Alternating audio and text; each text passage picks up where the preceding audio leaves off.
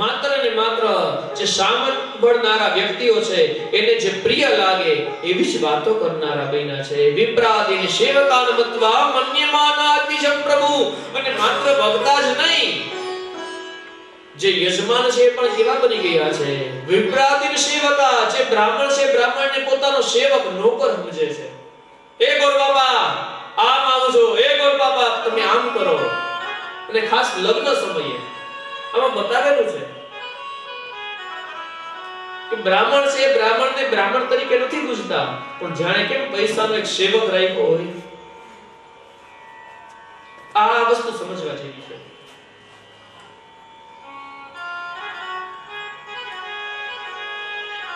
આશીર્વાદ એ જ આપી શકે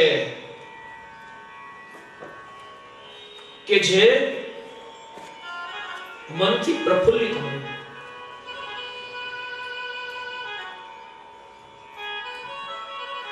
બ્રાહ્મણ છે એ લગ્ન સમયે કોઈ દિવસ દક્ષિણા માંગતો નથી કે મારા આટલા હજાર થાય એટલા હજાર થાય. નાચવા ગાવામાં, મોજ શોખમાં, શૂટિંગમાં, ફોટોગ્રાફીમાં, જમણવારમાં, બ્યુટી પાર્લરમાં હજારો લાખો રૂપિયાનો વ્યય કરે છે. જ્યારે બ્રાહ્મણ પૂજા કરવામાં આવે એને 1000 રૂપિયા દેતા પણ એનો જીવ નથી આવતો. હવે એનો વાંધો નહીં, છતાં પણ ગોર બાપા જલ્દી આવો પૂજા કરજો, અમારે મોડું થાય છે. ક્રિયા લોપદતા સર્વ. તો આના દ્વારા ક્રિયા છે પૂજા તો છે ક્રિયાનો પૂજાનો લોપ થઈ ગયો છે. પૂજા ખોવાઈ ગઈ છે, ખબર નથી પૂજા હું થાય છે લગ્નમાં. મેં પૂજા કોણ બની ગઈ છે અને કોણ છે એ બધું મુખ્ય બની ગયું છે.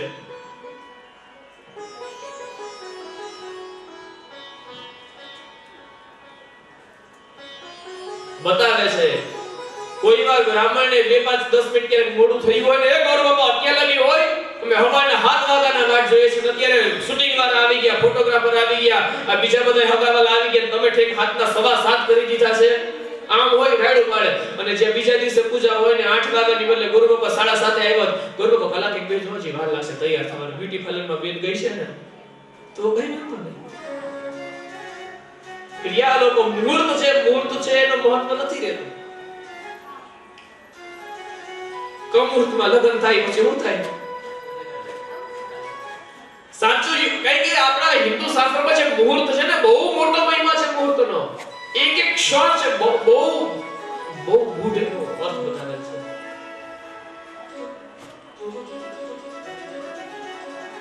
કલા વિકલા પ્રતિકલા એક સેકન્ડનો પણ 100મા ભાગની ગણતરી કરેલ છે આપણા જ્યોતિષ શાસ્ત્રમાં.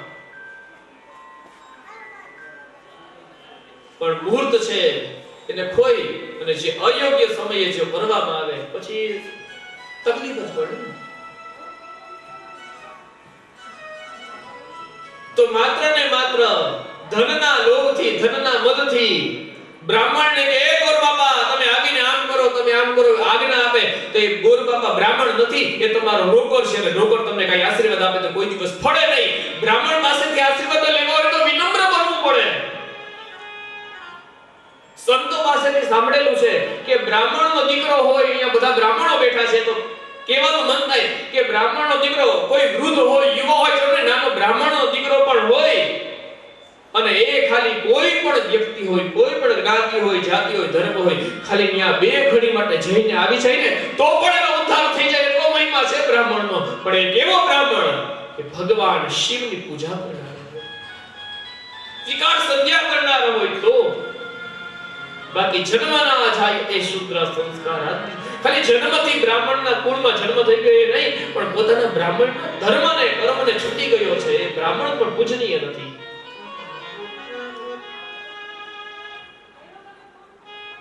બ્રાહ્મણ મોજથી આવે, આનંદથી આવે ને ખાલી 2 શ્લોક બોલી અને તથાસ્તુ કહીને વૈસે પોતાની મસ્તીમાં આવે ને મસ્તીમાં જાય ને તો એને આશીર્વાદ પડે કે પોતાની મોજથી એ કરે છે. પણ એ ગોર બાપા પગે લાગે આશીર્વાદ હાથ પકડીને માથે બેઠા હોય આશીર્વાદ ન પડે કોઈ.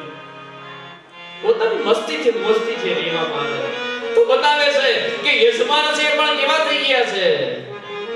ધનવંત કુરમાણો ધનવાન છે એ કુકર્મી થઈ ગયા છે.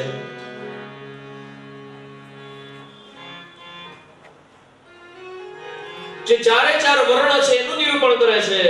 સુકુલીના નિજાત મુક્તવા ચતુર્વર્ણે વિવર્તનાઃ સર્વવર્ણ ભ્રષ્ટકરઃ મૂઢા રસત કર્મ કારિણઃ. જે ચારે ચાર ધર્મના વ્યક્તિઓ છે પોતાનો વર્ણને ભ્રષ્ટ કરી દીધો છે, મૂઢ બની ગયા છે. એ ચારે ચાર વર્ણના જે ભ્રષ્ટ થઈ ગયેલા વ્યક્તિઓ છે એનું શું થાય એ તમે અમને બતાવો.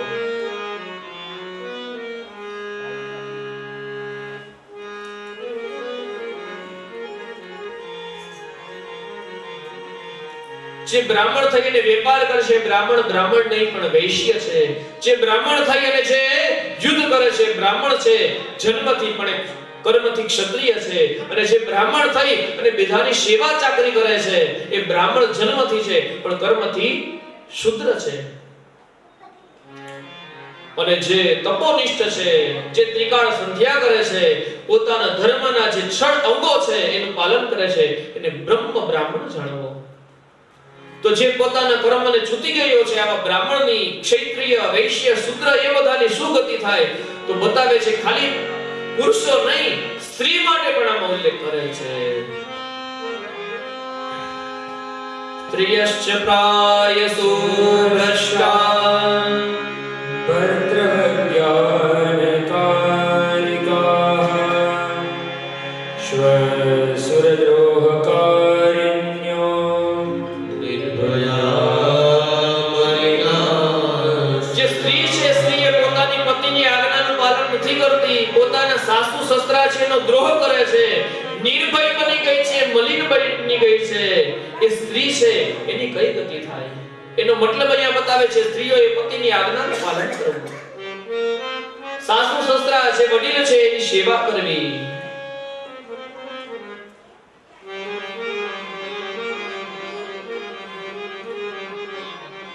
અને પોતાના ધર્મ છે ધર્મનું પરાયણ કરવું.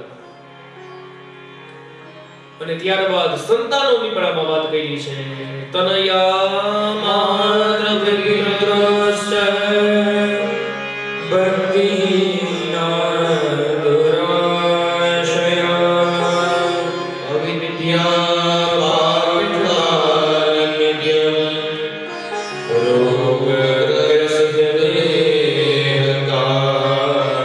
સંતાનો તનયા, સંતાનો કેવા થઈ ગયા છે? માતૃ પિતૃશ્ચ ભક્તિહીના, માતા અને પિતા પ્રત્યે ભક્તિ નથી, ભાવ નથી, ભાવના નથી. તો ભક્તિ એટલે તો કેવી કહેવાય કે એમાં જેનો ભાવ હોય એને પૂજનીય ગણે. પણ અત્યારે પૂજનીય નથી ન્યા વાત રહી, એનામાં આવકાર પણ નથી માતા પિતાનો સંતાનોમાં. અવિદ્યા પાઠકા નિત્ય, જે ન ભણવાનું ભણે છે, મોબાઈલ લઈને બેસી જાય. આપણે કે હું ભણું છું પણ પછી હું જોતા હોય. અવિદ્યા પાઠકા નિત્યમાં બતાવેલું છે જે ન ભણવાનું ભણે છે. રોગ અગ્રસિત દેહકા, એનું શરીર છે એ રોગથી ગ્રસ્ત થઈ ગયું છે. ન ખાવાનું ખાય છે, ન પીવાનું પીવે છે, એટલા માટે એનું શરીર પણ એવું થઈ ગયું છે, શરીર કથળી ગયું છે. તારા સંતાનોની કઈ ગતિ થાય? અને સૌથી છેલ્લે બતાવે છે કે કોઈ પણ જીવ હોય પોતાના ધર્મથી, શીલથી ભગવાનને ભૂલી ગયો હોય એની કઈ ગતિ થાય? ઇત્યાકર્ણ્ય વચસ્તેષાં મુનીનાં ભાવિતાત્મનાં મનસા શંકરં સ્મૃત્વા સૂત પ્રોવાચ તાનુનિ. કે જેણે પોતાના ધર્મને, કર્મને, શીલને બધાને છોડી દીધો હોય, અધર્મી બની ગયા હોય, એવા બ્રાહ્મણ હોય, ક્ષત્રિય હોય, વૈશ્ય હોય, શૂદ્ર હોય, સ્ત્રી હોય, પુરુષ હોય, બાળક હોય કે વૃદ્ધ હોય, એ દરેક જીવ છે એની કઈ ગતિ થાય તમે એમને બતાવો. ત્યારે બતાવે છે કે કોઈ પણ જીવ હોય એ માત્ર ને માત્ર શિવનું સ્મરણ કરે, ભગવાનનું ચિંતન કરે, એનું મનન કરે. અને એક ઘડી માટે પણ મહાદેવનું જો નામ લેવામાં આવે ને તો એને પણ દરેક પાપમાંથી ભગવાન મુક્ત કરે છે. તેને શૌનકાદી ઋષિમુનિઓ પૂછે છે કે હે સુતજી મહારાજ, સાધુષ્ટં સાધવો વસ્ત્રે લોક્યહિતકારકં ગુરું સ્મૃત્વા ભવત સ્નેહાન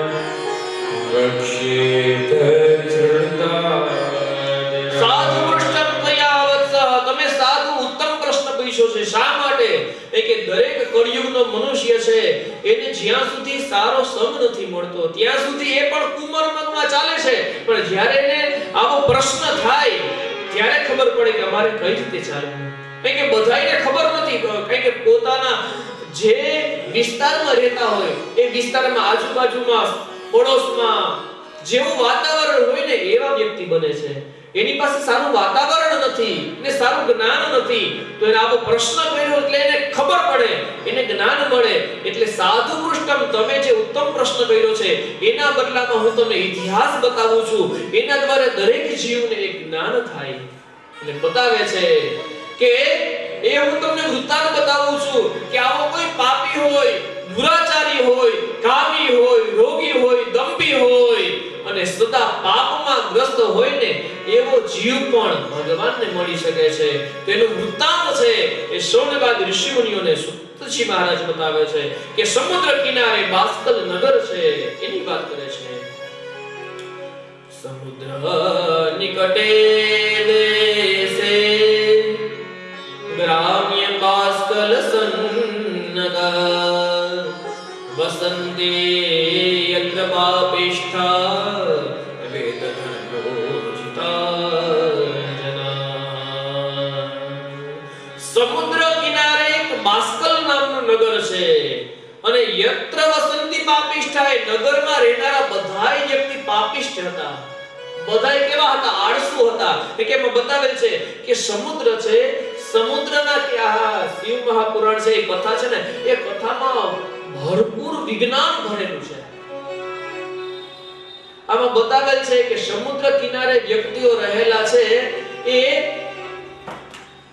પાપી હતા, દુરાચારી હતા, નિદ્રા અને મોહમાં ગ્રસ્ત હતા અને આળસુ હતા, એવું બતાવેલું છે. હવે આપણે અત્યારે પણ જોઈએ નહીં, પ્રત્યક્ષ છે કે સમુદ્ર કિનારે આવા વ્યક્તિઓ વધારે જોવા મળે. શા માટે? કે સમુદ્રની જે હવા છે ભેજવાળી છે. એ ભેજવાળી હવા દ્વારા મનુષ્યનો દેહ છે ને એ દેહમાં આળસ જાગે છે, એ રજોગુણ વધે છે અને રજોગુણ દ્વારા તમોગુણ એનામાં વધારે વ્યાપ્ત થાય છે. એટલા માટે એ વધારે નિંદરમાં જ સમયને વ્યતીત કરે છે અને વધારે નિંદર કરે છે.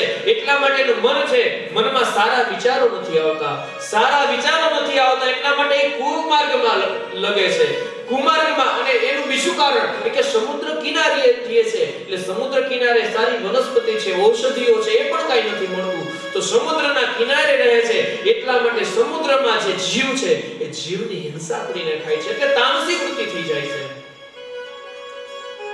તો એ બાસ્કલ નગર છે, એ નગરમાં દરેક વ્યક્તિ છે પાપિષ્ઠ હતા, ધર્મનો ત્યાગ કરનારા હતા, આળસુ હતા, કુમાર્ગમાં રત હતા. અને એમાં એક બ્રાહ્મણ પરિવાર હતો અને એમાં શું બતાવે છે? તત્રૈકા બિંદુગો નામ વિપ્રાસિન મહાતમ સદુરાત્મા મહાપાપી સુદારો કુમાર. મહાત્મ્યની કથામાં બતાવેલું છે કે બિંદુક નામનો બ્રાહ્મણ હતો, એ દુરાત્મા હતો, પાપી હતો, કુમાર્ગમાં રત હતો અને એક સમયે એ પણ વૈશ્યાગામી બન્યો છે. એની પત્ની હતી ધર્મપરાયણ હતી, એ ધર્મનું પાલન કરનારી હતી, નિત્ય ભગવાનની પૂજા કરનારી હતી. એનો પતિ દુરાચારી હતો, મદિરાનું પાન કરનારો હતો, વ્યભિચારી પણ બની ગયો. એની પત્ની એને ખૂબ સમજાવે છે, સવડે માર્ગે લઈ આવવાનો ઘણો પ્રયત્ન કરે છે, શામ દામ બધું કરે છે, પણ એનો પતિ કઈ સમજતો નથી. તો એને વિચાર થાય છે કે મને મારા પતિમાં પ્રેમ છે એટલા માટે બીજી સ્ત્રી તરફ જોવે તો એને ન ગમે, તો એને મારા પ્રત્યે પ્રેમ હશે ને તો હું પણ બીજા પરપુરુષ સામે જોઉં ને તો એને નહીં ગમે, તો એ સુધરશે. આવો વિચાર કરી અને એને પરપુરુષનો સંગ કર્યો છે. વિચારો આ બતાવે છે કે મનુષ્ય છે એ પતિવ્રતા નારી છે, એ નારી પણ પોતાના પતિને સુધારવા માટે એક પુરુષને મિત્ર બનાવે છે. એનો પતિ જોવે છે તો એને કાંઈ કહેતો નથી. વિચાર થાય છે કે પતિને હજી પણ મારામાં એને મોહ નથી. એટલા માટે પુરુષને મિત્ર બનાવી અને આખો દિવસ એની સાથે રહેવાનો પ્રયત્ન કરે છે અને વધારે ને વધારે એની સાથે સમય વ્યતીત કરે છે તો એ પર પુરુષ સાથે એને મોહ જાગે છે અને પર પુરુષના મોહમાં એ પણ બંધાણી છે. અહીંયા બતાવે છે કે સતી છે, પતિવ્રતા નારી છે, એ પતિવ્રતા નારી પણ સંગત જ્યારે પર પુરુષની થઈ અને પર પુરુષ છે એનો જે મિત્ર છે એ કુમારવી હતો એટલા માટે એની સંગત થઈ તો આ પતિવ્રતા નારી છે એનું પણ પતિવ્રત વ્રત ભંગ થયું છે, એ પણ એક પુરાચારી બની ગઈ છે. અહીંયા બતાવે છે કે મનુષ્યએ એ શીલવાન હતી છતાં પણ પોતાના પતિને સુધારવા માટે ઘણા પ્રયત્નો કર્યા પણ આવો ખરાબ પ્રયત્ન કર્યો કે હું પણ બીજા પુરુષની સાથે રહું અને આવી વૃત્તિ મનુષ્યમાં આવે શા માટે કે એનામાં સારા વિચારો નથી. બાકી પશુઓ છે, પશુઓને ખબર પડે કે શું કરવું શું ન કરવું. પશુઓ હોય ઘરના આંગણે આવ્યો ને એક લાકડી મારે તો બીજી વાર પશુને નથી જતો. એક જગ્યાએ નીકળે ત્યાં ઊંડું છે ને પાણી છે તેમાં જો પશુ પડી ગયું તો બીજી વાર પશુ ત્યાં નથી જતું. કોઈના ખેતર પાસેથી નીકળે ત્યાં તાર બાંધ્યા ને શોર્ટ સર્કિટ છે ત્યાં જરાક એકવાર ઝાટકો લાગી ગયો બીજી વાર ત્યાં નથી જતું. પશુને ખબર પડે પણ આમાં બતાવે છે મનુષ્યને ખબર નથી પડતી. ખબર છે કે આ કરવાથી આટલું પાપ લાગે છે છતાં પણ વારંવાર પાપને સીવે છે.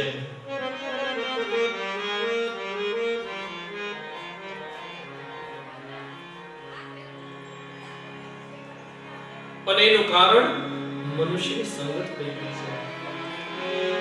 એટલા માટે કહે છે કોઈ સંતે બહુ સરસ વાત કહી કે બ્રાહ્મણને ઉપદેશ કર્યો અને બ્રાહ્મણને શું કીધું એ બ્રાહ્મણ તમારે સંગત કરવી ને તો દુર્જનોની કરવી અને દુર્જનોને કીધું તમારે સંગત કરવી તો સજ્જનોની કરવી. તો શા માટે બ્રાહ્મણને દુર્જનની સંગત કરવાનું કીધું કે બ્રાહ્મણ છે જો સજ્જન હશે અને દુર્જનોની સંગત કરશે ને તો દુર્જન છે ને એ પણ સુધરશે અને દુર્જન લોકોને સજ્જનની સંગત કરવાનું કીધું કે જો સજ્જનની સાથે રહેશે ને તો એ સજ્જન બગડશે. આ પ્રશ્ન બહુ મોટો છે કે ઘણાય દરેક માતા પિતાના મનમાં એમ હોય કે એનો છોકરો છે એ નિશાળે જઈને બગડ્યો, એનામાં સંસ્કાર તો સારા છે પણ નિશાળામાં જઈને એના સંસ્કાર બગડ્યા તો એ વાત ખોટી. જો ઘરમાં સારા સંસ્કાર સાચા હશે ને તો નિશાળમાં બીજાને સુધારશે, બગડ્યો કામ ને.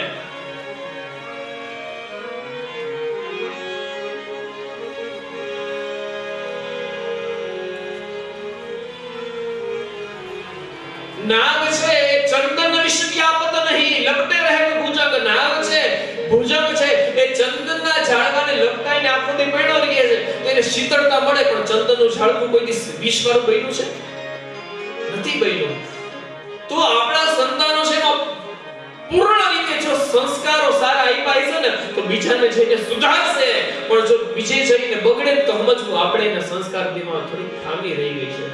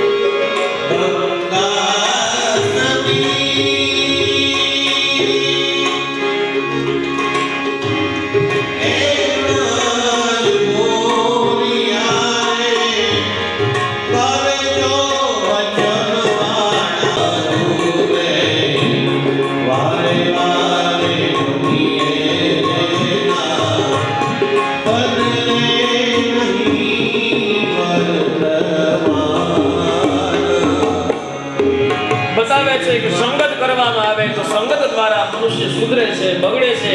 આજે આ છે પરપુરુષમાં રત બની એનો પતિ આવ્યો, પરપુરુષ પુરુષ સાથે જોઈ અને શું કહે છે કે કાંઈ વાંધો નહીં, મને બીજી સ્ત્રી પસંદ છે, તને બીજો પુરુષ પસંદ છે, તો બીજા પુરુષ સાથે રહેજે. ધન કમાવા લાગ્યા છે. એ ધન આ પ્રમાણે એકઠું કરી અને પોતે વ્યતીત થવા લાગ્યો અને દિવસો જવા લાગ્યા.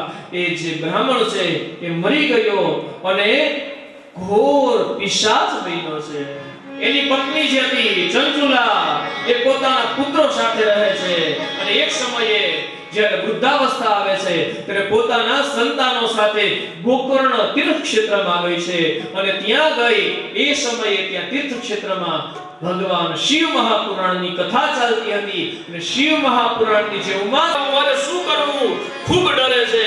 અને જ્યારે કથા પૂરી થઈ છે અને બધા નીકળી ગયા તો કથાના જે પૌરાણિક હતા, જે વ્યાસજી મહારાજ હતા, એના ચરણમાં જઈને વંદન કરે છે કે કૃપા કરો, તમે એવા ગુરુ બ્રહ્મા ત્વમ માતા પિતા છ. તમે મારા ગુરુ છો, તમે માતા છો, તમે પિતા છો, તમે પરમેશ્વર છો. કૃપા કરી મારું રક્ષણ કરો, કારણ હું કામાંત છું, વિષયાંત છું, લોભાંત છું, નિંદિત કર્મ કરનારી છું, ધર્મથી વિમુખિત બનેલ છું. હવે મને આ સાંભળ્યું તો ડર લાગે છે કે હવે મારે શું કરવું, મને કોઈ રસ્તો બતાવો, મને આમાંથી ઉગારો. અને ત્યારે એ બ્રાહ્મણ એને કહે છે ચિંતા ન કરો દેવી, પડ્યા છે પણ કુકર્મમાંથી છૂટવાનો, પાપમાંથી છૂટવાનો એક જ ઉપાય છે. અને એ ઉપાય અહીંયા બતાવે છે કે ગમે એવું મોટામાં મોટું પાપ કર્યું હોય ને એ વ્યક્તિ એ પાપ છે એ પાપને ગાઈ નાખે, પસ્તાવો કરી નાખે તો એ પાપમાંથી છૂટી જાય છે. હા પસ્તાવો વિપુલ શરણ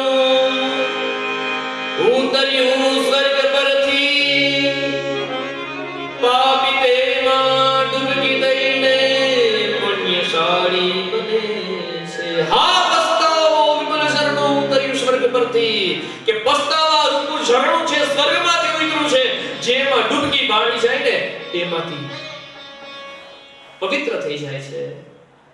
પાપ કર્યા છે તો પાપનું તમે ગાન કરી નાખો, તમે પાપનો પોકાર કરી દો.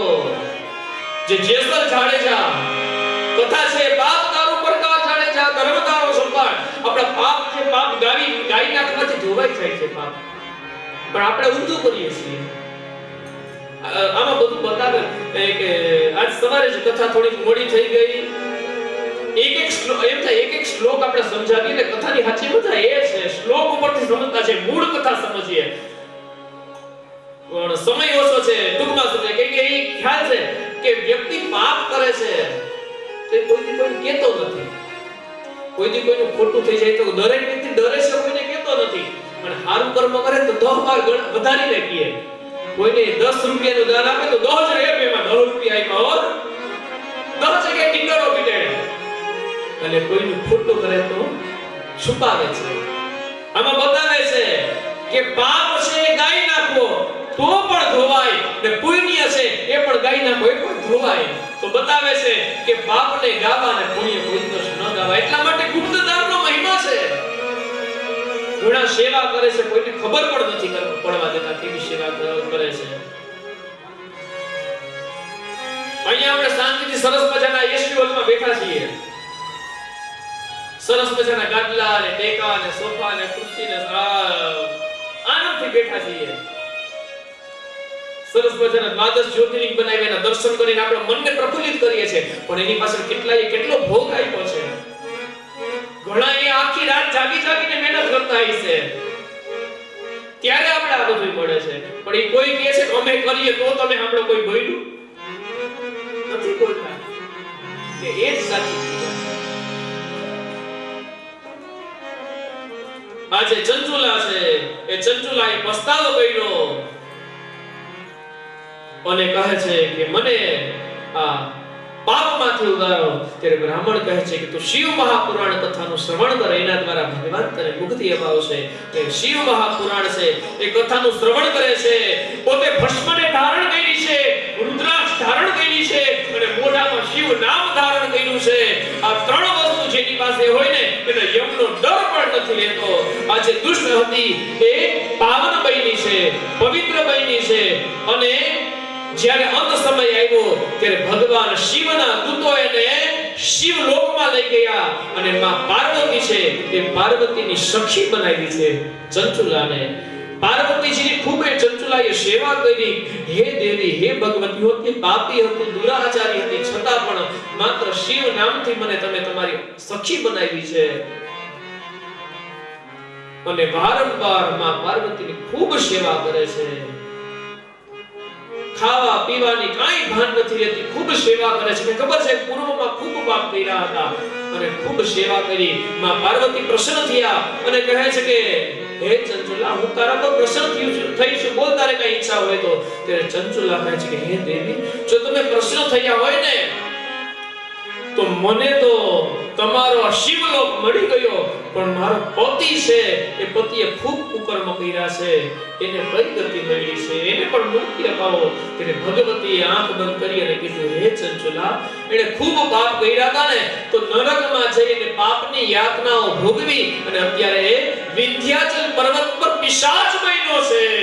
આ સાંભળતા સાથે ચંચુલાની આંખમાંથી અશ્રુ વહ્યા ગયા અને કહે છે કે હે દેવી, કૃપા કરી અને જો તમે મારી પૂજાથી પ્રસન્ન થયા હોય તો મારા પતિને પણ આ પિશાચ યોનિમાંથી મુક્તિ અપાવો. આ પતિવ્રતા નારીનો ધર્મ.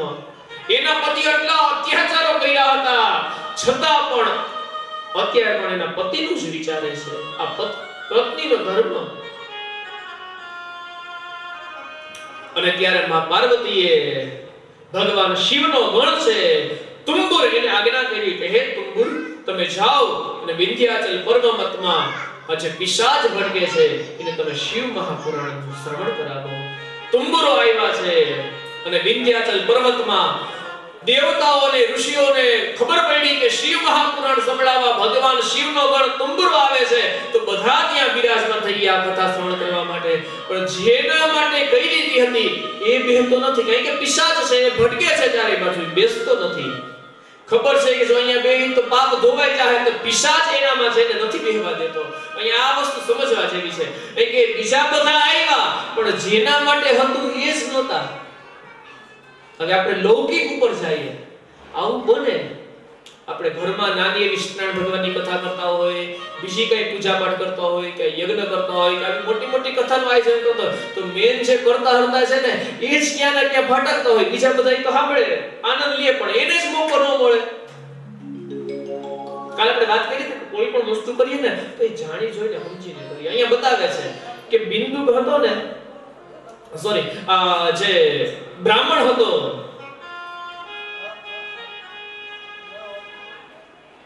એ પિશાચ યોનિમાં હતો.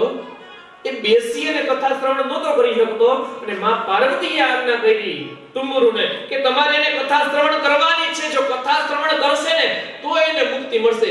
જેવી રીતે નાનું બાળક હોય એને કડવી ઔષધિ પાઈએ તો એને હાજુ થાય, બાકી હાજુ થાય નહીં. એટલા માટે એને આપણે ખબર છે એને નથી ગમતું તો એને માતા પિતાના હાથ પગ પકડી મોઢું દબાવીને ધરાર એના મુખમાં કડવી ઔષધિ પાય. ખબર છે કે જો પીએ એના પેટમાં જાશે ને તો જ હારો થાય. પણ એને હાથ પગ બાંધી પકડીને આપણે પીવડાવીએ છે. તો આ તુંબુરને પણ વિચાર થયો કે આ શાંતિથી બેહતો નથી ને તો તુંબુરને દોરડાથી બાંધી દીધો છે. એ બાંધીને ત્યાં બેહાડીને કથા શ્રવણ કરાવે છે કે ખબર છે રીજ બજવો કે કીજ, કે ભગવાનની કથા હસતા મોઢે સાંભળવામાં આવે કે ગમે એમ કરીને પણ જો કાનમાં નામ પડ્યું ને શિવનું તો આપણે પાપ બધાય ધોવાઈ જાય છે. હવે બીજી વસ્તુ અહીંયા સમજવાની કે આના પરથી મેં વિચાર કર્યો કે જ્યારે તુંબુરુએ એ બ્રાહ્મણને બાંધી અને કથા શ્રવણ કરાવી ને ત્યારથી ઋષિ મુનિઓ છેડાછેડાની પરંપરા થઈ ગઈ છે. અમુકને સમજાઈ ગયું તરત છેડાછેડી ભાગીની જરૂર નહીં છે. એને છેડાછેડી ઓલા બેન બેઠા ગયો ક્યાં ભટકતો હોય તો છેડા હવે એમાં બધું આ ટેકનોલોજી આવી ગઈ ને, ટેકનોલોજી કપડા હારા પહેરા નવું એક સરસ મજાનો ખેસ લઈ આવી અને નવી ચૂડી લઈને બાંધી દે. બોલે નવું થવું તો ખેસ લઈને હાલતો થઈ જાય. કોઈ અત્યારે એવું બોલે નકર પેલા હો તો છેડાછેડીનો નિયમ શું છે કે પૂજામાં બેસે ધોતી પહેરી હોય પર ખેસ નાખ્યો હોય, એ ખેસની સાથેની છે પત્ની અર્ધાંગીની છે એની જે સાડીનો પલ્લવ છે એની સાથે બાંધે. એટલા માટે ઊભો થાય તો ખેસ આખો નીકળી જાય તો જાતા હરમ આવે તો ઊભો ન થાય. અને પત્ની પણ ઊભી થાય તો આનો કેસ ભેગો આવે તો ઈ ઊભી ન થાય. એટલા માટે બે બંધાઈને ત્યાં કથા શ્રવણ કરે. એટલા માટે છેડા છેડીનો મહિમા સમજાણો.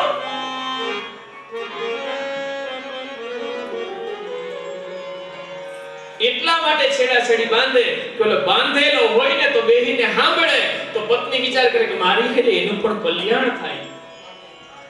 આજે બિંદુ જે બ્રાહ્મણ છે એ બ્રાહ્મણે આજે પિશાચ યોનિમાં છે અને તુંબુરુ એને બાંધીને કથા શ્રવણ કરાવી છે. અને કથા શ્રવણ થઈ અને કથા શ્રવણ કરતાની સાથે જ્યારે કથા પૂર્ણ થઈ છે અને જેમ જેમ કથાના સંહિતાઓનું શ્રવણ કર્યું છે એમ એના પાપો બધા ધોવા લાગ્યા છે અને ભગવાન શિવ ધામની એને પ્રાપ્તિ થઈ છે. આ પ્રમાણે મહાત્મ્ય બતાવે છે કે ગમે એવો પાપી હોય દુરાચારી હોય એ પણ શિવ કથાનું શ્રવણ કરે તેના દ્વારા એને મુક્તિ મળે છે. અને શિવ કથા છે એના મહાત્મ્યની સાથે એના નિયમો પણ બતાવ્યા છે કે મનુષ્ય છે એને શ્રદ્ધા વિશ્વાસથી કથાનું શ્રવણ કરવું. જ્યાં સુધી કથામાં અધ્યાય પૂર્ણ ન થાય ત્યાં સુધી કોઈને વંદન પણ ન કરવા. આવા ન્યાયથી બતાવેલું છે. બાલો યુવાત વૃદ્ધો વા દરિદ્રો વા દુર્બલઃ. આમાં બતાવેલ છે બાળ હોય યુવા હોય કે વૃદ્ધ હોય કોઈ પણ શિવ પુરાણ કથા સંભળાવે. કે અત્યારે તો સરસ મજાનું આયોજન થયું છે. બાકી ઘણી જગ્યાએ શિવ માસ શ્રાવણ માસ ચાલતો હોય ને ત્યારે નાના નાના શિવ મંદિરમાં પણ ત્યાં પૂજારી હોય ને એ શિવ મહાપુરાણ છે એ કથા સંભળાવતા હોય તો એને પણ શિવ સ્વરૂપ માની અને એને વંદન કરીને કથા શ્રવણ કરવા. એમાં પણ આ વૃદ્ધ છે કે આને આવડતું નથી કે આ ગમે એમ વાંચે છે એવો જો ભાવ જાગ્યો તો સમજવાનો તમે શિવના સૌથી મોટા દ્રોહી બન્યા છો. બાળ હોય યુવા હોય કે વૃદ્ધ હોય એની વાણી સારી ચાલતી હોય કે વાણીમાં સ્ખલન થતું હોય છતાં પણ એને વંદનીય સમજી અને શિવ કથા છે એ કથાનો મહિમા જાણવો. ત્યારબાદ બતાવે છે આમાં તો ન્યાય ઉલ્લેખ કરેલ છે કે માથે શિવ કથા સાંભળી તો માથે પાઘડી પણ ન પહેરવી. પાઘડી છે કેનું અભિમાન ગર્વનું પ્રતીક છે. ગર્વને ભગવાનના ચરણમાં છોડીને સાંભળવો. તો પાઘડીનો અર્થ બે આપણે સમજીએ. એક પાઘડી એટલે ગર્વ છોડી દેવો અને બીજી ફરતી પાઘડી કોઈની ઉઠી ન લેવી. ખાસ મોટા આયોજનો હોય ને ત્યારે કોઈ દિવસ મનમાં કંઈ રાખવું જ નહીં. કોઈ દ્વારા કોઈને કંઈ કહેવાય જાય કોઈથી કંઈ બોલાય જાય તો કોઈ પણ વસ્તુ છે ને મસ્તક પર મનમાં ધારણ ન કરવી. તો કથા સાંભળી કે આ વ્યક્તિએ મને આમ કીધું જો એવું એકવાર પણ જો મનમાં થઈ ગયું ને તો શિવ કથા છે નહીં સાંભળી શકાય. આપણા મનમાં એક વ્યક્તિ રહે કથા નહીં. એટલા માટે પાઘડી એટલે કે પાઘડી અથવા કા મન છે ને એમાં કંઈ ધારણ ન કરવું. અને આમાં તો બીજા નિયમો પણ બતાવેલા છે કે તાંબૂલ પક્ષિયંત યે શૃણુતમમ કથા નરહ કે તાંબૂલ ભક્ષણ મોઢામાં ફાકી ખાતા ખાતા પણ કથા શ્રવણ ન કરવી દોષ છે. તમને એમ થાય કે ગોર બાપા મન પડે એટલા માટે શ્લોક બોલીને કહું છું પ્રમાણ છે આમાં.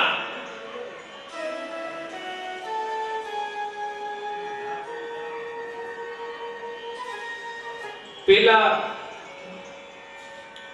મોટા જે વડીલો હતા ને એ વૃદ્ધોનું માન રાખતા. એ લોકોનો વ્યસન હતા ને તો એના જે ગઈઢા વૃદ્ધો હતા ને એની પાસે મોઢામાં પાન ફાકે કે બીડી લઈને હામા ન જતા ખબર ન પડવા દેતા. ઈ ખાતા છાના મના હું કામે કે એનું માન ભંગ થાય. તો આપણે વડીલ અને વૃદ્ધોનું માન ભંગ બતાવ્યું છે. તો આ તો સાક્ષાત શિવ છે મહાદેવ છે એની સામે બેહીને મોઢામાં થોડું ચવાય નહીં. પૂજા કરતા હોય ત્યારે કઈ તાંબૂલ ભક્ષણ ન કરવું. શ્રવણ કરતા પણ ન કરવું એ પણ બતાવ્યું છે. અને ત્યારબાદ બતાવે છે કે ઘણા બધા નિયમો બતાવ્યા છે કે ભગવાનની કથા છે એ સુતા સુતા જો રોગ ન હોય ને તો ન સાંભળવી. લાંબા પગ કરીને પણ ન સાંભળવી. અને આપણે કથા શ્રવણ કરીએ સારા આયોજન કરીએ છતાં પણ આપણાથી અમુક દોષો રહી જાય છે. એ કે આ કથાના માધ્યમથી છે ને આખા વર્ષમાં ઘરમાં જે પૂજાઓ કરો છો ને એ સમજતા જેવી છે. આપણે ઘરમાં સત્યનારાયણ ભગવાનની કથા કરીએ તો થોડી કમરની પગની તકલીફ હોય ને તો બધા ખુરશીનો સોફા પર બેસી જાય છે, પણ આમાં બતાવે છે નિષેધ છે. આપણે કહીએ કે ના પગ દુખે તો વાંધો નહીં ઉપર બેસી જાય, પણ બતાવેલું છે કે વ્યાસાસન છે ને એનાથી ઉપર કોઈનું આસન ન હોવું જોઈએ. આપણે કહીએ તો કાઈ વાંધો નહીં, સત્યનારાયણ ભગવાનની કથા છે, ગોરુ બાપા ત્યાં બેઠા છે, આપણે પાછળ ખુરશી નાખીને પાછળ બેહીને ના દોષ લાગે છે. પુરાણોમાં, બીજા પુરાણોમાં ઉલ્લેખ છે કે જ્યારે મહાભારતનું યુદ્ધ હાલતું હતું ત્યારે અર્જુનના રથ ઉપર હનુમાનજી છે અને ભગવાન શ્રી કૃષ્ણે જ્ઞાનોપદેશ દીધો તો અર્જુનને, અને રથ ઉપર બેહી અને હનુમાનજીએ જે કથા શ્રવણ જ્ઞાનોપદેશ કર્યો ને રથ ઉપર બેઠા હતા, હનુમાનને પણ દોષ લાગ્યો છે. વિચાર કરો, એને પણ ભોગવવું પડ્યું છે. કથા છે પુરાણોમાં. તો એના માધ્યમથી સમજાવે કે કોઈ પણ જગ્યાએ નાનું એવું આયોજન કરીએ ને તો પણ વ્યક્તિનું આસન છે ને હંમેશા ઊંચું રાખવું, એના કરતા નીચે હોવું જોઈએ આસન. આ કથાઓમાં તો આસન આવા જ હોય. સરસ મજાનું સુંદર વ્યાસ ગાદીના આસનો, બીજા માટે સોફા, ગાદી, તકિયા બધું રાખવામાં આવે, પણ વ્યાસ આસન ઉચ્ચ હોવું જોઈએ. પણ સત્યનારાયણ ભગવાનની કથા કરીએ ને એ પણ ભગવાનની કથા છે, ત્યાં પણ વ્યાસ આસન, એને વ્યાસ સ્વરૂપ માનવા. વ્યાસજી મહારાજ, આપણે સંજયભાઈ વ્યાસ જે પુરાણમાં વ્યાસ જેને કીધા છે એનું આસન ઊંચું હોવું જોઈએ. મનોરથો મદીયો યમ કર્તવ્યમ રસસ્ફલા. હે ભગવાન, મારા મનોરથને તમે પૂર્ણ કરો. અને દીક્ષાહીનનો અધિકાર, જેને શિવની દીક્ષા લીધી નથી એને પણ શ્રીમ કથા શ્રવણનો અધિકાર નથી. શિવની દીક્ષા લેવાનો બતાવે છે કે ભૂમિ શયન કરવું 9 દિવસ માટે. ભૂમિ શયન એટલા માટે કે આપણે શરીરમાં નીચે જમીનમાં હોઈએ ને તો આપણે પૃથ્વીનો સીધો સંપર્ક કરીએ. જે પંચ તત્વો આપણા શરીરમાં છે, આકાશ, વાયુ, તેજ, જલ અને પૃથ્વી, તો પૃથ્વી તત્વ આપણા શરીરમાં વધારે છે, તો પૃથ્વી તત્વ આપણે પ્રાપ્ત થાય માટે ભૂમિ શયન બતાવેલું છે. આપણા અંગો બધા સીધારીએ. પત્રાવલ્યાનું ભોજન, પત્રાવલ્યામાં ભોજન કીધું છે પાતળવેલના પાનમાં. પણ અત્યારે તો સગવડ પ્રમાણે કે ગોતવા નહીં જતા, કે મહેશભાઈ કીધું કે આપણે પાતળવેલ ગોતવા જઈએ. સગવડ પ્રમાણે જરૂર, પણ એવું બતાવેલું છે શેના માટે એ સમજવું જરૂર છે. એવું કામે કીધું કે ગમે એટલા 56 ભોગ હોય પણ પત્રાવલીમાં ભોજન કરીએ ને તો આપણે વૈરાગ્યનો ભાવ જાગે છે, એટલા માટે. અને ચાંદીની સોનાની થાળી હોય પણ એમાં સાદું ભોજન ખાલી ખાખરો ખાતા હોય ને તો એમ થાય આ ચાંદીની સોનાની થાળી છે, અભિમાન જાગે છે. પત્રાવલીનું ભોજન એટલા માટે પત્રાવલીમાં ભોજન કીધું છે, એમાં ભોજન ગ્રહણ કરવું. આ બધાની પાછળ એક એક શબ્દની પાછળ અર્થો, ગૂઢ રહસ્ય સમાયેલા છે. બતાવે છે ઘટપાન પયપાન, આખો દિવસ થઈ શકે તો ઉપવાસ કરવો, ઘી પાન કરવું, દૂધ પાન કરવું અથવા ફલાહારનો ભોજન કરવું. અને સૌથી છેલ્લે બતાવે છે એક સમય ભોજન કરવું, અને તો પણ જો શરીર અનુકૂળ ન રહે ને તો બતાવે ભોજનમ સુકરમ મન્યે કથા સુશ્રવણમ પદમ, કે સૌથી શ્રેષ્ઠ તો એકવાર નહીં 2 વાર 3 વાર પણ ભોજન શ્રેષ્ઠ છે, પણ કથામાં વિઘ્ન કરો, વિઘ્ન ન થાય એટલું ભોજન કરવું. કે શરીર અનુકૂળ ન હોય ને આપણે ફરાળ કરીએ, ઉપવાસ કરીએ, વ્રત કરીએ અને શરીરમાં તકલીફ પડે, બીમાર પડીએ, તો એના કરતા બતાવે છે ભોજનમ સુકરમ મન્યે, ભોજન શ્રેષ્ઠ છે પણ કથામાં વિઘ્ન કરો. આ તો વધારે ખવાય છે પછી ઝોલું ચડી જાય એવું ભોજન પણ નહીં. કથામાં વિઘ્ન ના આવે એટલું ભોજન ગ્રહણ કરીને કથા શ્રવણ કરી શકાય. અને ખાસ કરીને બતાવે છે કાંદા લસણનો ત્યાગ. આમાં તો ઘણી વસ્તુનો ત્યાગ બતાવ્યો છે, પણ શેના માટે ન ખાવું તો બતાવે છે કે એના દ્વારા આપણા વિચારો છે એ તામસ વિચારો થાય. અને ભગવાનની કથા છે કેવી છે, શિવ મંગલકારી, સત્વગુણ પ્રધાન હોય ને તો આપણે કથા શ્રવણ કરી શકીએ. આ કથા શ્રવણ કરવા માટે આપણા શરીરમાં સત્વગુણ પ્રધાન, આ વિજ્ઞાન છે ઋષિમુનિએ કીધું સત્વગુણ મહત્વનો છે કથા શ્રવણ માટે. અને રજોગુણ કેના માટે છે, કામ કરવા માટે રજોગુણ જરૂરી છે. સત્વગુણ એટલા માટે ભોજન કેવું બતાવે છે કે ઘી પાન કીધું છે, પયપાન દૂધ પીવાનું કીધું છે, ફળનો આહાર કીધો છે. તો આ બધામાં સાત્વિકતાના ગુણો છે. તો ઈ બધું આપણે ખાઈએ ને તો આપણામાં સત્વગુણની પ્રધાનતા વિશેષ રહે છે. જ્યારે બીજા ભોજનો ખાઈએ તો એના દ્વારા આપણામાં રજોગુણ વધે છે. મિષ્ટાન બીજા બધા આપણે ખાઈએ તો એના દ્વારા રજોગુણ વધે છે. અને રજોગુણ વધે તો આપણે નિદ્રા અને આળસ જાગે છે, અને જ્યારે કાંદા લસણ અને આવું બધું ખાઈએ તો તમોગુણ વધે છે, તો તમોગુણ દ્વારા આપણા વિચારો છે તામસી બને છે. જ્યારે તામસી વિચાર ઉપર આપણે સત્વગુણની પ્રધાનતા લાગી છે, એટલા માટે તામસી વિચાર છે ને તોડવા માટે કાંદા લસણનો તમોગુણ ખોરાકનો હાવ ત્યાગ કરવો. રજોગુણ ખોરાક છે એ થોડા થોડા આપણે મિષ્ટાન છે કે સારા ભોજન પકવાન ખાઈએ કે આપણે શરીર છે ને તંદુરસ્ત રાખવા જરૂરી છે, આપણે કામ કરવું પણ જરૂરી છે. એટલા માટે અને સત્વગુણની પ્રધાનતા વધારવા માટે આપણે ફળનો અને દૂધનો આહાર બતાવ્યો છે કે સાત્વિકતા હોય તો કથા શ્રવણ છે આપણે સારી રીતે કરી શકીએ છીએ. ત્યારબાદ કથાવર્તીએ મૌન ધારણ કરવું, સત્ય ધારણ કરવું, પવિત્રતા ધારણ કરવી, સરળતા ધારણ કરવી, વિનય અને વિનમ્રતા છે એ ધારણ કરવી, આ બધા નિયમો બતાવ્યા છે. બ્રહ્મચર્યનું પાલન કરવું, નાક છે પોતાના નાક છે એ નખને કાપવા નહીં, વાળ છે કાપવા નહીં, આવા ઘણા બધા નિયમો બતાવ્યા છે. પણ સૌથી છેલ્લો નિયમ બતાવે છે કે કોઈ પણ નિયમ પડાય કે ન પડાય પણ મહત્વનો નિયમ એક જ બતાવે છે. કયો નિયમ? કે જેની પૂજા કરીએ ને એના જેવું બનવું. તો શિવની કથા સાંભળીએ છે તો શિવ અને પાર્વતી છે એને આપણા હૃદયમાં ધારણ કરવા. તો કઈ રીતે ધારણ કરવા? ભવાની શંકરો વંદે શ્રદ્ધા વિશ્વાસ રૂપિણો. ભવાની અને શિવ છે એ ભવાની છે એ શ્રદ્ધાનું સ્વરૂપ છે, અને શિવ છે એ વિશ્વાસનું સ્વરૂપ છે. પૂર્ણ શ્રદ્ધા વિશ્વાસ રૂપિણો. શ્રદ્ધા અને વિશ્વાસથી માત્ર કથા શ્રવણ કરવામાં આવે ને એના દ્વારા કથાનું પૂર્ણ ફળ મળે છે એ બતાવે છે.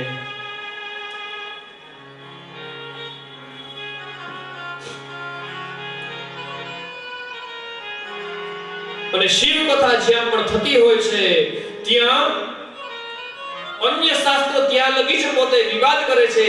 જ્યાં લગી શિવ કથા છે એ શિવ કથાનો પ્રારંભ નથી થયો. યમરાજ પણ ત્યાં સુધી જ ભયંકર કથાને ભય અપાવે છે કે જ્યાં સુધી શિવ કથા કોઈએ શ્રવણ નથી કરી. બીજા પુરાણો પણ ત્યાં લગી જ ગર્વ કરે છે જ્યાં લગી શિવ પુરાણ છે એ કથા છે એ કોઈ શ્રવણ નથી કર્યું.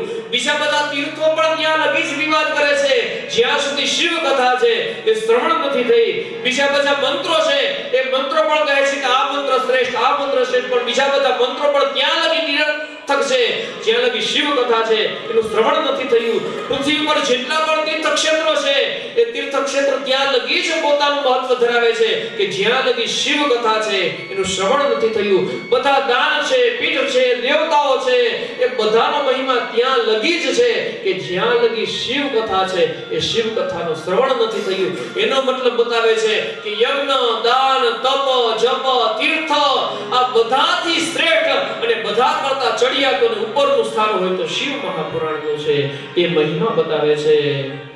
જેમ સૂર્યનો ઉદય થાય છે અને તારાઓ છે એ તારા છે એને કોઈ જોઈ પણ નથી શકતા. તારા ન્યા ને ન્યા સ્થિર છે આકાશમાં, પણ સૂર્યના પ્રકાશમાં બધા અંજાઈ જાય છે.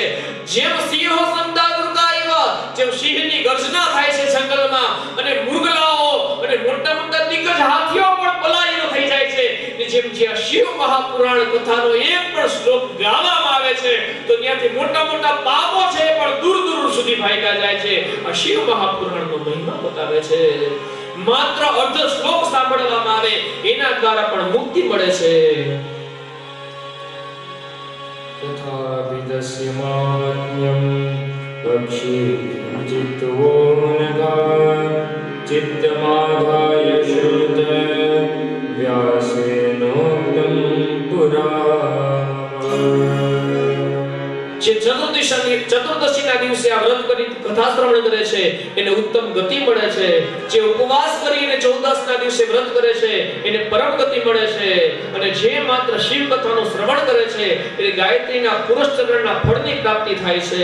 આ પ્રમાણે ઘણો બધો મહિમા છે શિવ પુરાણનો બતાવ્યો છે કે શિવ પુરાણ કથા શ્રવણ કરવા માટે કોઈ જતું હોય અને શિવ પુરાણ કથા શ્રવણ કરી અને આવે એને પણ જો વંદન કરવામાં આવે ને તો શિવ પૂજાનું ફળ મળે છે. જે શિવ પુરાણ છે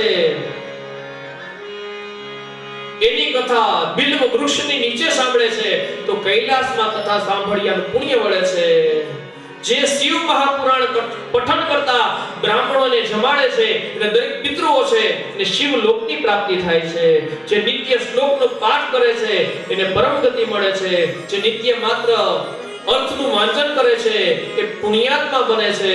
જે અંતકાલે પણ માત્ર શ્રવણ કરે છે એને પણ પરમ શિવ ધામની પ્રાપ્તિ થાય છે. અને જે પણ વ્યક્તિ નિત્ય શિવની પૂજા કરે છે એને શિવ પદની પ્રાપ્તિ થાય છે. જે શિવની પૂજામાં શિવને વસ્ત્ર અર્પણ કરે છે એને સંસારના દરેક સુખ વૈભવ પ્રાપ્ત થાય છે. અને નિત્ય જે શિવ પૂજા કરે છે એને દરેક પ્રકારના સુખ મળે છે. અને કોઈ પણ વ્યક્તિ છે શિવ પૂજા કરી નથી શકતો, પણ કોઈ વ્યક્તિ શિવ પૂજા કરનારો છે એના માત્ર દર્શન કરે ને એને પણ શિવ પૂજાનું ફળ મળે છે. આપણામાં મહાત્મ્યની કથા છે બતાવે છે.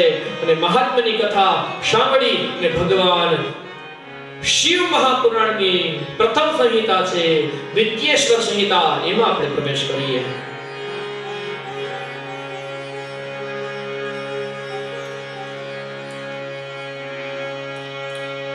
आद्यन्त मंगलमजात समान भातमे समय राम रमात्मदेवं पंचाननं प्रबल पंच विनोदशीलं संभावये मनसि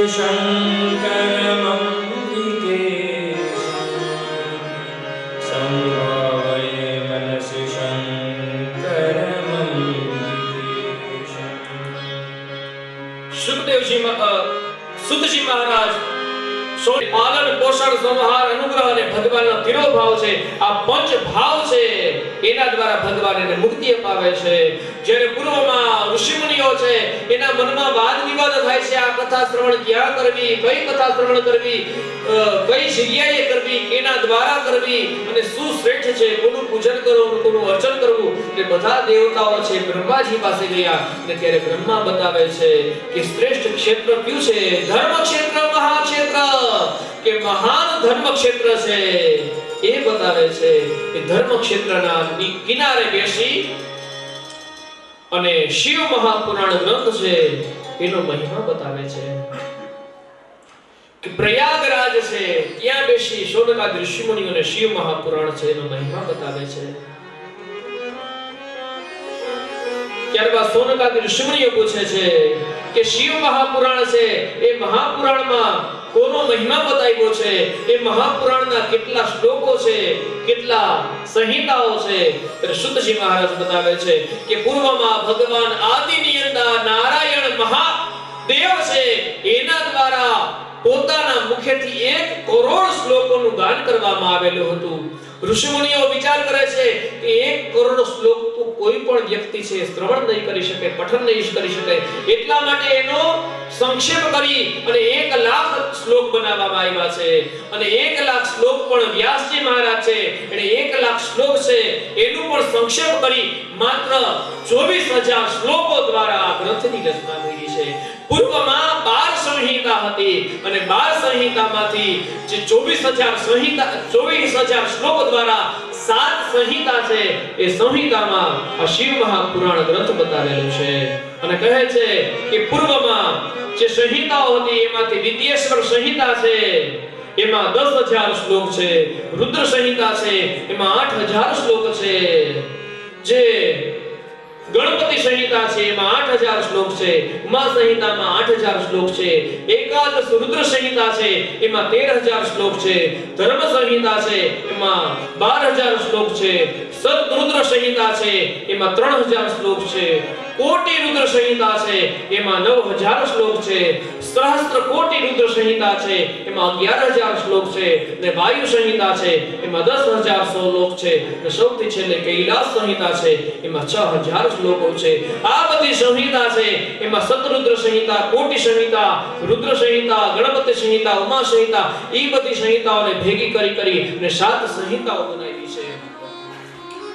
ત્યારબાદ બતાવે છે પૂજન કરવું તો કેનું કરવું. એશો દેવ મહાદેવ સર્વજ્ઞો જગદીશ્વર, એક જ મહાદેવ છે કે જેનું શ્રવણ કરવાથી મનુષ્યના બધા પાપો તો મહાદેવનું પૂજન કેમ કરવું, મંત્રથી કરવું, જપથી કરવું, તપથી કરવું, તો બતાવે છે કે શ્રવણમ મનનમ કીર્તનમ, કે શ્રવણ મનન અને કીર્તન બતાવ્યા છે. તો કેનું શ્રવણ કરવું? તો કહે છે મનનમ કીદૃશમ બ્રહ્મન શ્રવણમ ચાપि કીદૃશમ કીર્તનમ વા કથમ દશ્ય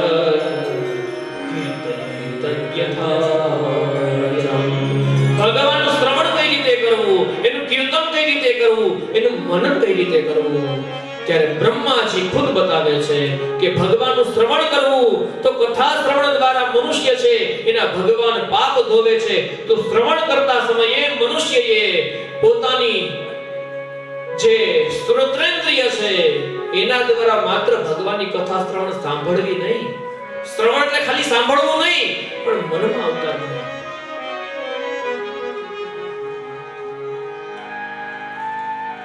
શિવ માનસ પૂજામાં બધા સ્ત્રોત્રેણ કિલ્બિષ હરેણ હરપ્રિયેણ, કે જે પોતાના સ્ત્રોત્ર દ્વારા ભગવાનની કથા શ્રવણ કરે છે ને એને ભગવાન નારાયણને પ્રિય છે, હરપ્રિયેણ એને પ્રિય બને છે.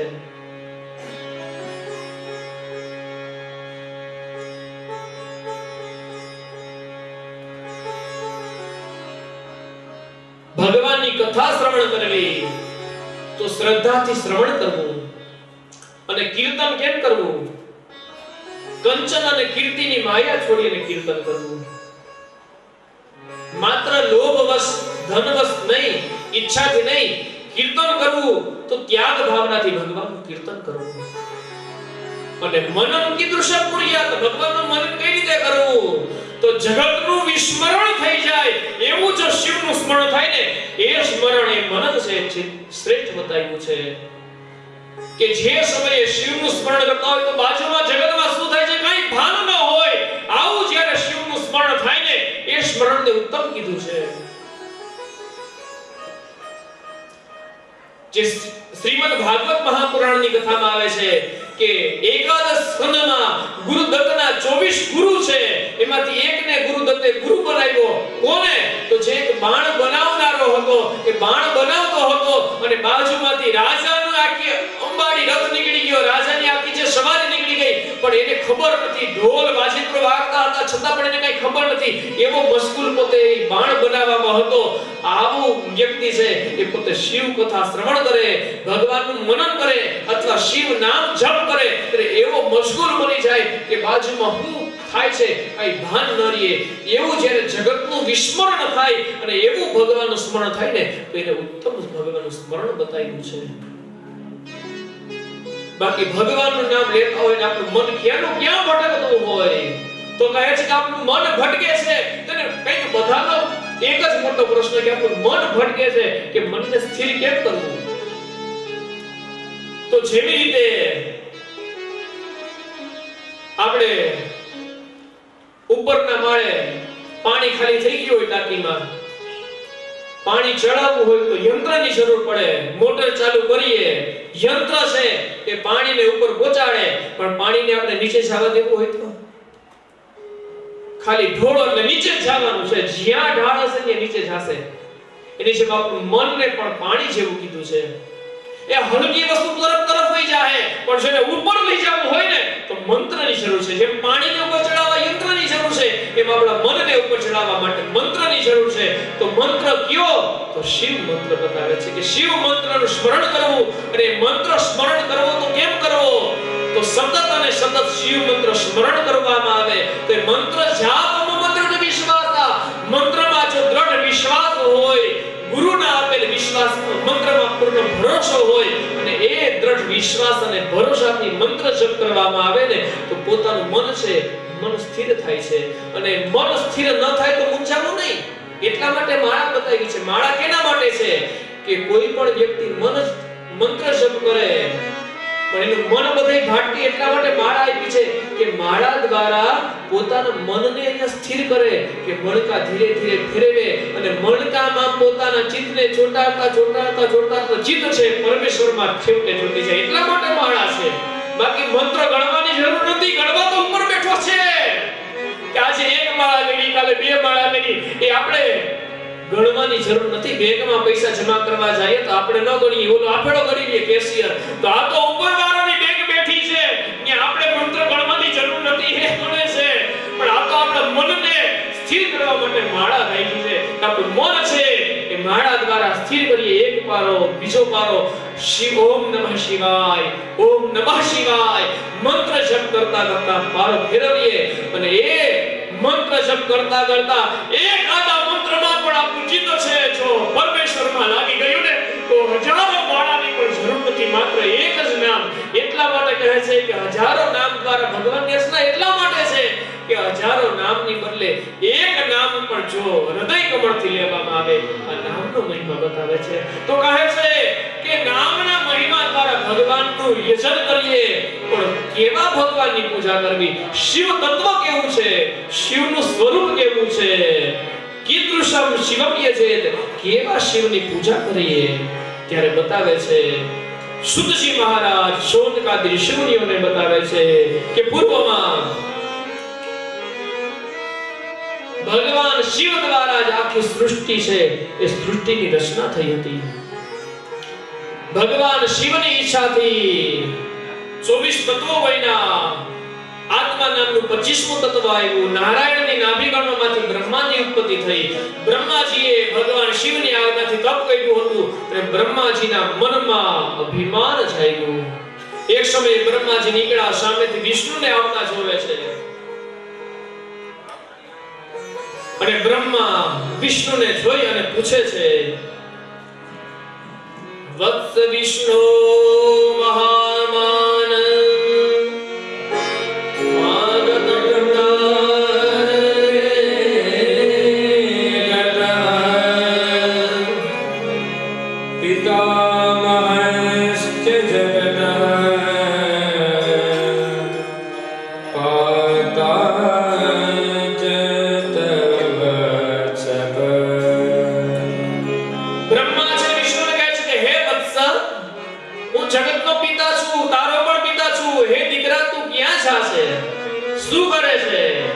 અને જે આ પ્રમાણે બ્રહ્માએ કીધું ત્યારે વિષ્ણુ પણ કહે છે, મત્સં જગદિદં વત્સ મનુષેતું હિ ચોરવત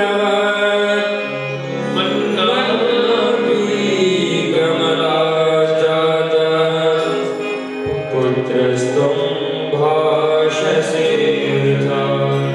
હે બ્રહ્મા, તમે મને તમારો દીકરો કહો છો, પણ ખબર છે તમારી ઉત્પત્તિ કેમાંથી થઈ છે?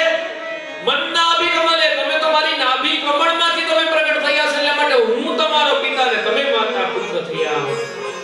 ભગવાનમાં કોઈ દિવસ આવો ભાવ હોય નહીં, પણ આ કથા દ્વારા આપણે સમજાવે છે કે બ્રહ્મા અને વિષ્ણુ સ્વરૂપ છે. એમાં પણ વાદ થયો. બ્રહ્મા કહે છે હું મોટું, વિષ્ણુ કહે છે હું મોટો છું. બંને જણામાં આ તકરાર થયો. બંને વિચાર કરે છે શું કરવું શું કરવું. ઘોર યુદ્ધ થાય છે બે વચ્ચે. અને એ સમયે ભગવાન નારાયણ છે, શિવ છે, મહાદેવ છે, એ બંનેની અહં પ્રભુરહં પ્રભુ પરસ્પરં હન્તુ કવ્યમં યુયુધાતે પક્ષી વાહનો સપક્ષી વાહનો. શિવ નારાયણ નારાયણ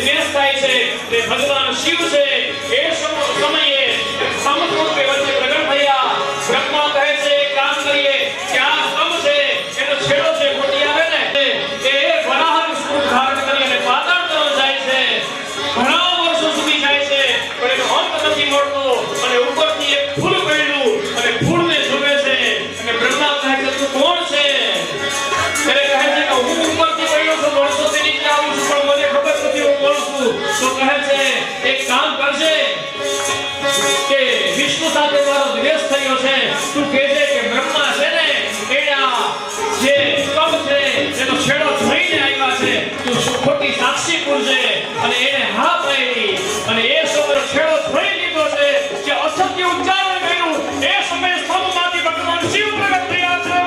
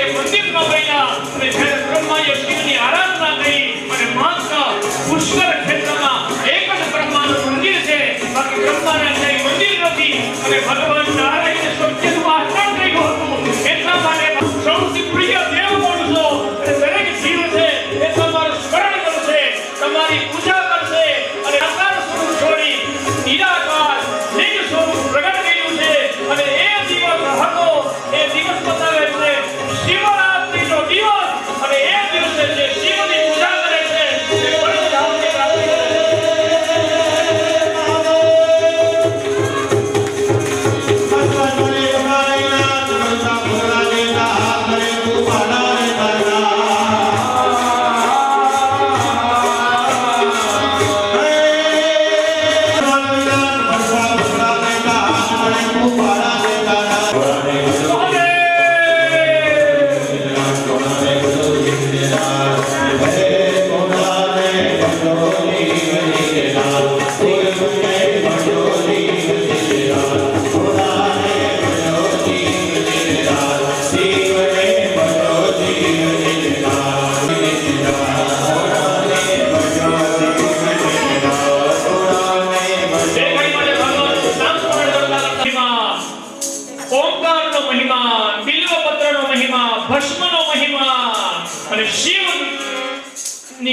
ભગવાનનું નામ સંકીર્તન સાથે પોતાને વિરામ આપી અને બીજી વસ્તુ ખાસ સમજવા જોઈએ ભગવાનના સુંદર મજાના સ્વરૂપના ઝાંખીના બધા દર્શન કરીએ અને ભગવાનના દર્શન કરીએ ને તો એક વસ્તુ મનમાં ધારવાની કોઈ પણ પ્રસંગ હોય દેવી ભાગવત હોય મહાપુરાણ હોય ભાગવત કથા હોય રામ કથા હોય ગણેશ પુરાણ કથા હોય કોઈ પણ કથા હોય કોઈ પણ વ્યક્તિ છે એ જ્યારે ભગવાનનું સ્વરૂપ ધારણ કરે છે ને તો આપણો દીકરો છે પિતા છે ભાઈ છે સંબંધ મટી જાય છે માત્ર શિવ સ્વરૂપ છે એવો ભાવ રાખીને તો જ એના દર્શન થાય છે એટલા માટે કોઈ પણ નાનો બાળક જ્યારે બાલકૃષ્ણ કે કોઈ બહેનું હોય ને તો દીકરાને તમારા નામથી પુકારે બોલાવો કે હાથ પકડીને કોઈ દિવસ એનો દુરાગ્રહ ન કરવો એટલે તો આપણો ભક્તિનો દોષ લાગે છે એટલા માટે કોઈ સ્વરૂપ ધારણ કર્યું ત્યારે આપણો એનો સંબંધ તૂટી ગયો હોય ત્યારે શિવ સ્વરૂપ છે અને શિવ સ્વરૂપને આપણે સ્મરણ કરીએ દર્શન કરીએ અને ભગવાનનું નામ લઈએ અને આ કથાને વિરામ નમઃ શિવાય.